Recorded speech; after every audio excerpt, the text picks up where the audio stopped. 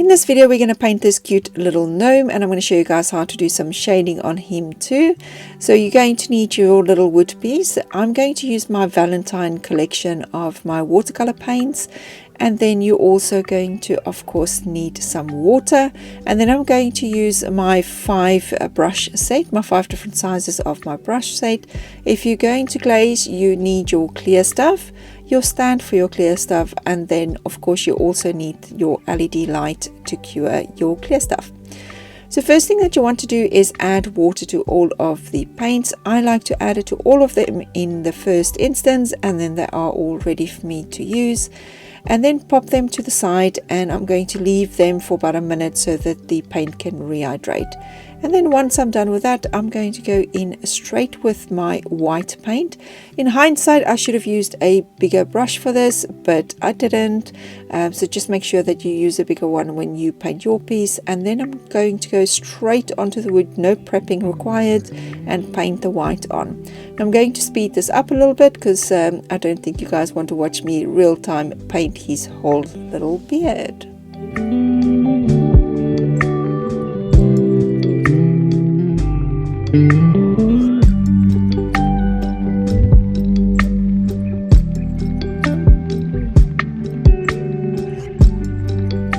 Once you're done with the little beard, we're going to do the little envelope, and it's going to be the same process. You're just going to grab some of your white paint and then paint the whole piece. So I'm going to speed this up again so that you don't have to watch me paint this in real time. Now I try and do all the pieces with the same, or bits with the same colors all in one. So I'm going to go over and just grab a little bit more white, and I want to make one of those little lines, the middle one on the hat. I want to paint that one in white, so I'm just going to paint that one as well. And just always make sure that you've got in your ratio for your paint to water on your brush, so that it's a nice smooth paint and you don't have to drag the paint around, and it's also not too runny to run over the lines. Now I'm going to zoom in here because I want to show you guys how to do the shading. You can see just how little of that black I'm actually putting on here. And then what I've done there is I first dried my brush, and then I'm moving the black around, going back into the black and just grabbing the tiniest amount again and just adding it to the edge there because I don't want it to be too dark. And then drying my brush off and then just working that black into the white. So you're going to go around and then do it on the other side as well, or sorry, the top side, and then the bottom as well. Just drop it in, dry your brush off, and then just drag it in with the tip of your brush to just do the shading. And you'll do this while your brush is, or while the paint is still wet, the white paint. Then when we're done with the little envelope, I also like to just add a little bit of shade under the little hat. So again, you can see there just how very little of that black I put down, and then I just dry my brush off, rinse it off, dry it off, and then I just drag the black through just to create that shading. Now if you have an area where you maybe put too much black, like I've done here at the bottom, then just go back into your white and then just grab some white and then basically just paint over it and just dilute the black a little bit, and then there you can see some cute little shading. It's as easy as that. The next bit that I want to do is the hand and the hands and the nose.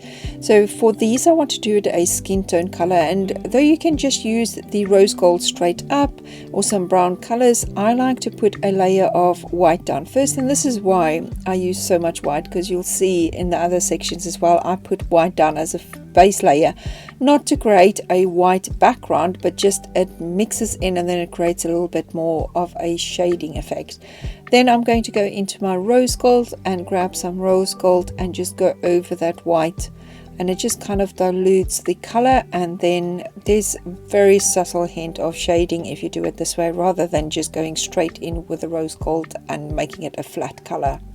You want to have a little bit more dimension, and by doing it this way it creates that dimension. The next part I'm going to paint with my super fine detail brush. So just grab your finest brush that you have, and then I'm just going to go into the gold, and I just want to do a gold line on the shoe. So you'll see that little line on the shoe there. I just wanted to add a little bit of gold there. Again, you can just do that black, or you can do it grey, or whatever color shoes you want to make. I just like to do mine in gold. Then I'm going to pick up my bigger brush again and then grab my Valentine red, and I'm going to paint all the hearts in that beautiful, beautiful, luscious red color. And for these, I'm just going to do it a flat red. So I'm not going to do any shading because I kind of want them to pop off the canvas as such.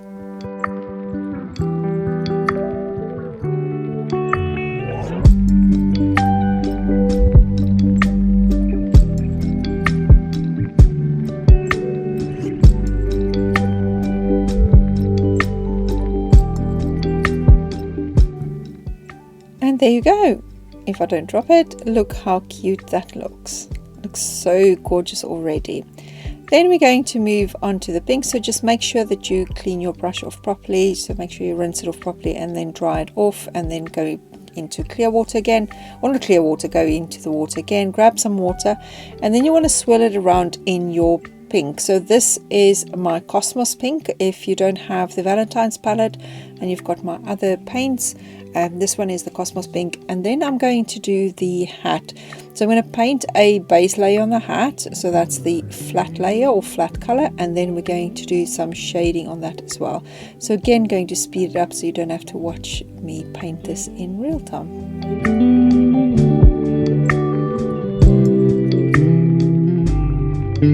Next up, I'm going to go in with Flamingo. So Flamingo is a really bright pink. Pick up some paint, and then I'm going to go onto the edge line. So I'm really just going to do a thin line on the edge. I start thin and with a little bit because I can always build up, but if you put too much paint down, sometimes you can fix it, but sometimes you don't want to, and it's just more hassle than what it's worth. So just go in with a little bit first. So now I'm cleaning off my brush, drying my brush, and then I'm going to go move around the pink, and you can see the shading forming there already just by doing that. So this is where I want to have it a little bit darker, so I go in with a little bit more of the Flamingo, and then I'm just doing the same process again, clean off my brush, and then I'm just going to blend it in.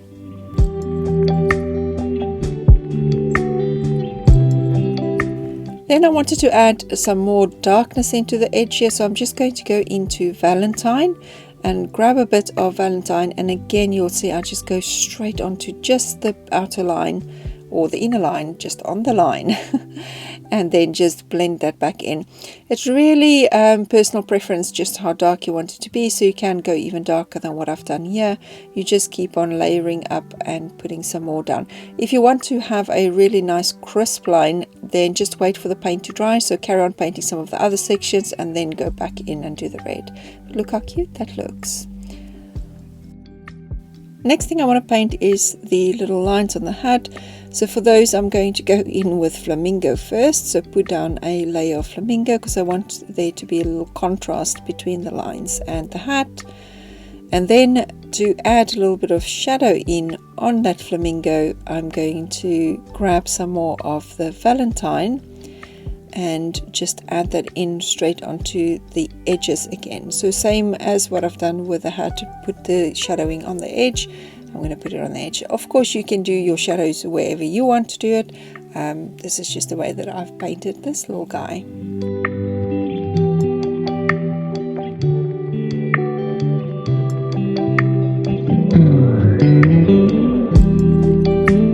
Now it's time for us to do his little trousers, and I'm going to do the same as those little lines. I'm going to go in straight with Flamingo and just paint his trousers / pants with Flamingo, and then we're going to do some shading. And then again for the shading on this one, you'll kind of see a theme here. When I do Flamingo as a base, my shading is done with a little bit of Valentine, and sometimes I will add some of the ruby in as well, just depending on the pieces that I'm painting. So first of all, I'm going to go in with Valentine again. You can see by me just adding that tiniest bit on the edge underneath the little his beard. It creates that little shadow, which just gives your whole piece a lot more dimension. So of course, if you wanted to have just flat colors, then you can do exactly what I've done, just omit doing the shading part.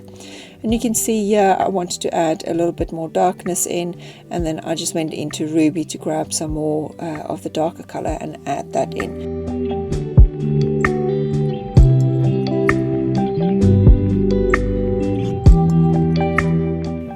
And there you go. That is his clothing done. The only thing that's left for us to do is his shoes. And again, with his shoes, even though I want his shoes to be black, I'm going to go in first with a layer of white. And again, this is not to create a white background, it is to create some dimension. So I'm going to paint on the white first, and then once I'm done with the white, I'm going to start layering it up to create the shadows. So let me just do the other foot as well, the other shoe as well. While I have some of the white on the brush, I might as well do some touch-ups as well. And that's what I love about my paint, is that you can go in and paint over some sections where you've made mistakes. So all you need to do is just wait for the paint to dry before you do that. Right, now that I'm happy with my shoes and my touch-ups, I'm going to go in and add some black. And you can see how very little of that black I pick up, and then I dry my brush off and then move the black around to create a grey effectively on the little piece, and then from there I can shade and add some more darkness in. And all you need to do that is just clean your brush off, dry your brush, and then grab straight some of that black and go back into the areas that you want a little bit darker. And again, the same as what I've said before, you can layer it and just carry on until you are happy with the look of his little shoes. And then that is our little guy all done and dusted.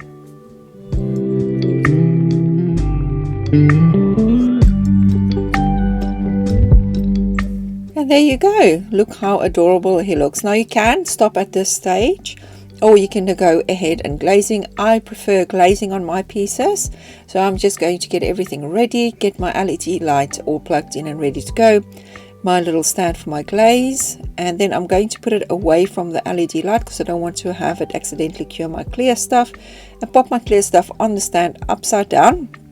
And the reason why I do this is for the bubbles to go to the top, so I can keep the bubbles away from my project. And mainly that is because with clear stuff, because it's not a full-blown UV resin, you can't pop bubbles with a flame or with alcohol spray or whatever you can do with UV resins. You have to just pick them out. So I try and avoid getting bubbles onto my project to start with, and that's why I leave them upside down on the little stand. And all you need to do for your glazing is straight out of the bottle, because it's got the tiny nozzle. Add the glazing onto pieces where you want to have them stand out. You can do more than one piece like I'm doing here now, as long as the two pieces don't touch each other, because then the clear stuff will flow together. You can do more than one piece and then pop it in under the LED light. Now if you want to do more than one piece next to each other, like let's say I wanted to do the pink lines and then the white line, I will do the pink lines, pop it in for like 10-20 seconds just to stop the clear stuff from moving around, and then take it out, do the rest of it, and then for my final cure under the light I will do it for 2 minutes as a full cure. But that's a little piece done, and then you can use it for a little brooch, you can use it on cards, magnets. I mean, you can use them for just about anything. So I think they are really cute and adorable, and I hope you enjoyed making this one with me. Make sure to give me a like and a follow, and I will see you guys in the next video for another step-by-step tutorial.